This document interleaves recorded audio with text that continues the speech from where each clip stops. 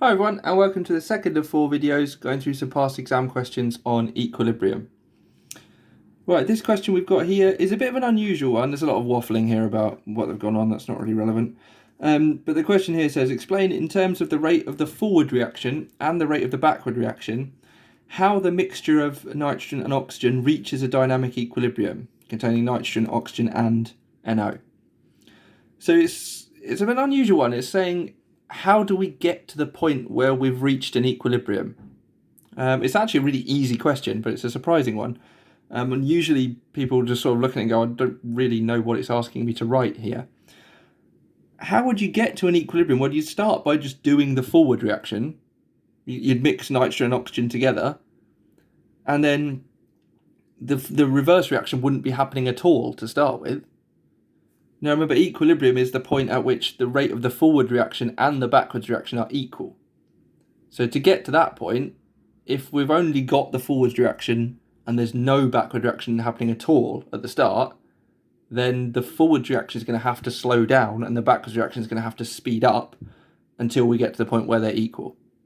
Okay, and actually that's all it wants you to say. Okay, so you'd say the rate of the forward reaction would decrease. At the start, it's going to be going very, very quickly. You've only got the forward reaction happening, and then it's going to get slower. The rate of the forward reaction decreases, and the rate of the backward reaction increases. Okay, because at the start, you've got no backward reaction happening at all until you start producing some NO, and then it can start happening, and the rate of reaction is going to increase. And the rate of the backward reaction increases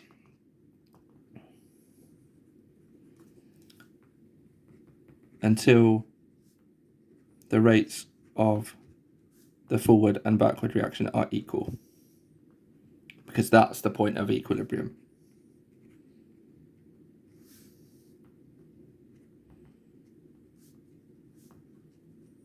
So it's kind of assessing, like 1 out of the 2 marks is your definition of equilibrium, really, and then how do we get there?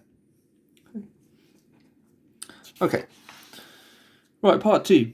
The research chemist repeats the experiment at the same temperature, using the same initial amounts of nitrogen and oxygen, but this time she carries out the experiment at a much higher pressure. Suggest why much less time is needed to reach the equilibrium, dynamic equilibrium, and the composition of the equilibrium mixture is the same as in the first experiment. Okay, so let's take this one at a time. We've increased the pressure. Why is it taking less time to reach equilibrium? Well, if we've increased the pressure, it's just going to increase the rates of reaction. And so they're going to be going much quicker, and we're going to get to the point where they're equal to each other much quicker. Okay. So this is a rate of reaction question. This is about rate, and this part of the question really is about equilibrium. Okay. So we need to say a higher pressure. We need to actually explain this as if it was a rate of reaction question. So a higher pressure means there are more particles per unit volume. So the frequency of collisions increases. So that's just like a 2-mark rate of reaction question.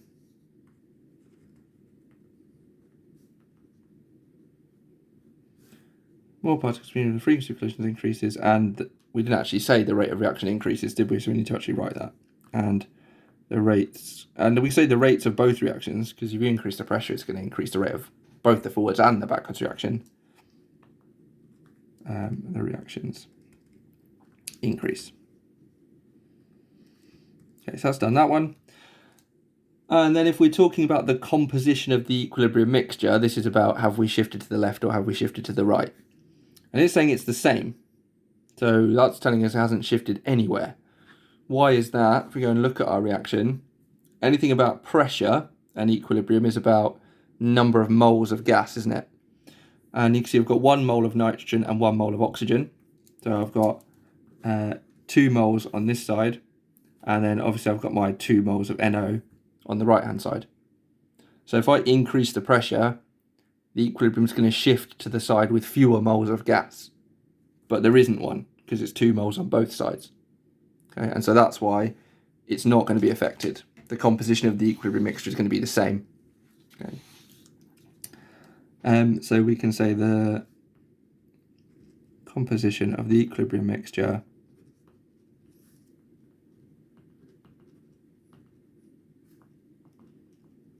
is the same. And then we just want to talk about the fact that there are two molecules on both sides of the equation. Okay, if we actually say the numbers, that's going to be better. Okay. So the composition of the equilibrium mixture is the same because the position of equilibrium doesn't shift.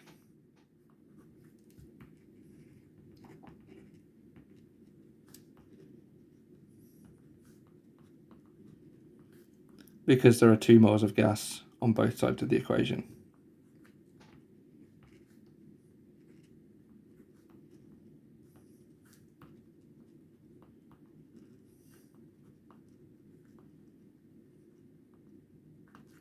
Okay.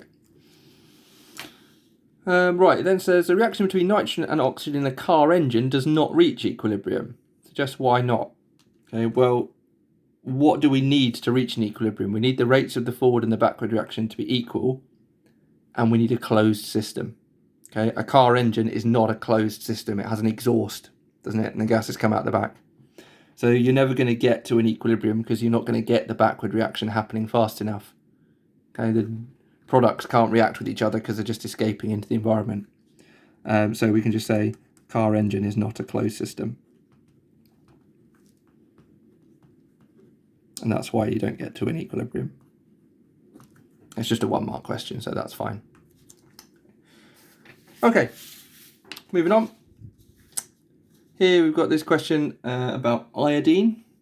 So it says it's a grey-black solid, it's not very soluble in water. Equilibrium 1 is set up with the equilibrium position well to the left. Okay, it makes sense that it's saying it's not soluble, so not much of it is dissolving to make aqueous iodine. Solid iodine is much more soluble in an aqueous solution of potassium iodide than in water. Okay, so then you add I minus ions and then react to make this I3 minus ion, and that obviously makes it a bit more soluble.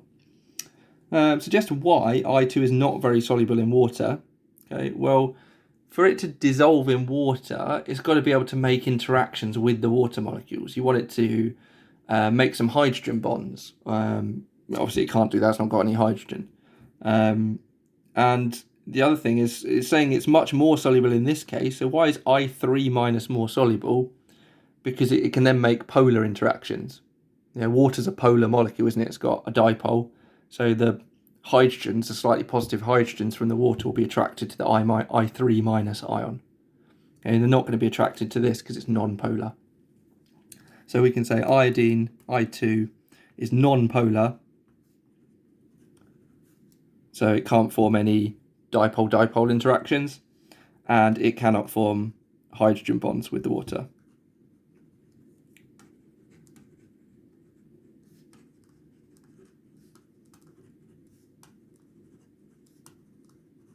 So therefore it's not going to be soluble because it can't interact at all, really.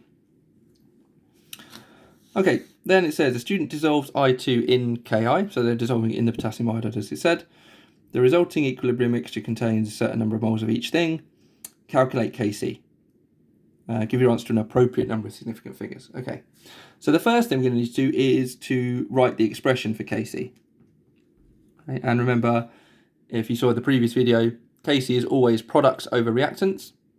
And we need to put in the concentrations because it's Kc. So we're using equilibrium 2. So we're going to have a look at equilibrium 2 here. The product is I3 minus. And remember, we use square brackets to represent the concentration. And then the reactants are I2 and I minus. And we do all of these to the power of the number of moles in the equation. And just 1 mole of everything. So these are all to the power of 1. Okay. So that's our expression, okay, and then to calculate the value of Kc, we just need to substitute the numbers in here, okay, but these are concentrations, aren't they?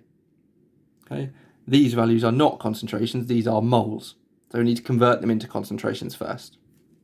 So we need to work out the concentration of I3 minus, we need to work out the concentration of I2, and we need to work out the concentration of I minus. So to do that, we're going to do moles divided by decimeters cubed to get it into moles per decimeter cubed. So it's going to be 1.96 times 10 to the minus 3 moles over, the volume is 200 centimeters cubed, isn't it? Or 0.2 decimeters cubed. Divide that by 1,000, yeah? So we're saying divide that by 1,000 to get 0.2 decimeters cubed. So that's then going to go there. Let's work that out. So 1.96 times 10 to the minus 3 divided by 0.2. That's 9.8 times 10 to the minus 3. I haven't got room to write the units, but otherwise I would do. I didn't plan that very well. I2, I'll get the right numbers. I've done them in a bit of an awkward order. So it's 4 times 10 to the minus 5. Be really careful, make sure you're picking the right numbers here. Divided by 0.2. And then the last one is going to be the 9.404 times 10 to the minus 2. Divided by 0.2. Okay, let's do these. So it's 4 times 10 to the minus 5 divided by 0.2. 2 times 10 to the minus 4. And then 9.404 times 10 to the minus 2 divided by 0.2. 0.4702. Okay, so now we can just substitute these three numbers into our expression. Okay, so Kc is I3 minus is that one. The I2 is 2 times 10 to the minus 4 times that one, 0.4702. Let's work that out. So 9.8 times 10 to the minus 3 divided by 2 times 10 to the minus 4 times 0.4702. Okay. And we get 104.21. Let's call that. And then we need to do the value, and we also need to do the units. But it said here, do it to an appropriate number of significant figures. So we need to be a little bit careful here. An appropriate number of significant figures means to the same number of significant figures as the piece of data you've got that's got the least number of significant figures. Because we can only justify being as precise as that. There's no point writing it to 5 significant figures if all the data you've got is to 2 significant figures, because then you can't justify being that accurate. So here we've got 3 significant figures, 4, 3, and the 200 centimeters cubed. We should take that into account as well. That's also 3 significant figures. So it should be 3 significant figures, so we're just going to call this 104.